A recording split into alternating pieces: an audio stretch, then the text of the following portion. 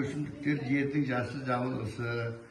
Ол деген өсімдіктің бәрі жерде өсіп, ағаштар жапырақ жайып, өздерінің таза ауа шығарады. Ол таза ауамен біздер демаламыз. Өсімдік, гүлдер, өсімдіктер, ағаштар адамдарға өте пайдалы. Олардан құрылыс материалдарын істейді, әртүрлі қолөнер шеберлері әртүрлі ою-өрнектер істейді.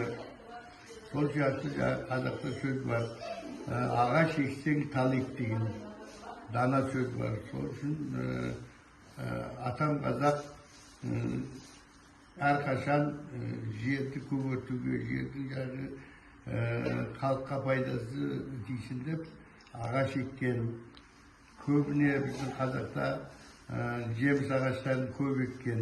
Ол жеміс ағаштарын еккен себебі сол ағаштардың жемісін жеген